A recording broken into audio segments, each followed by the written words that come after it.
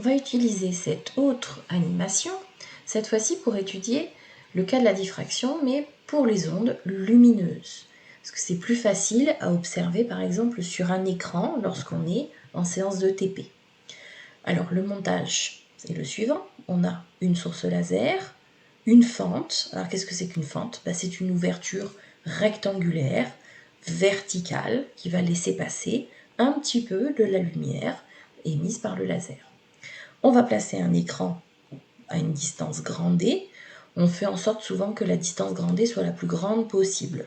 Donc, hop, je la mets déjà la plus grande possible. Et voilà en fait ce que l'on va observer sur l'écran. Une succession de taches lumineuses, d'ombre, taches lumineuses, taches d'ombre, etc., etc. Et on s'aperçoit que la tache lumineuse qui se trouve juste en face du laser, qu'on appelle la tache centrale de diffraction, eh bien, va être 2 fois plus large que les suivantes, celles qui sont de l'autre côté.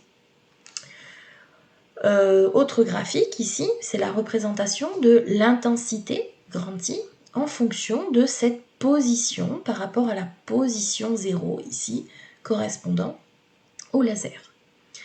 Là encore, on va étudier l'influence du paramètre longueur d'onde et du paramètre taille de la fente sur cet angle caractéristique θ.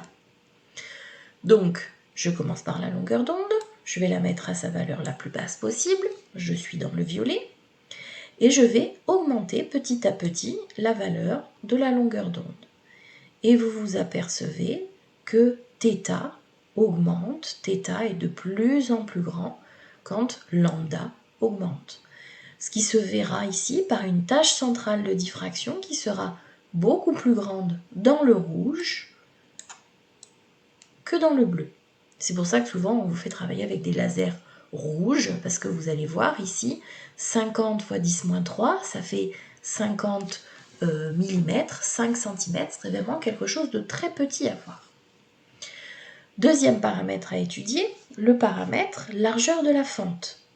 Alors je vais rester sur mon laser rouge, et je diminue la valeur de la fente à la plus petite valeur possible.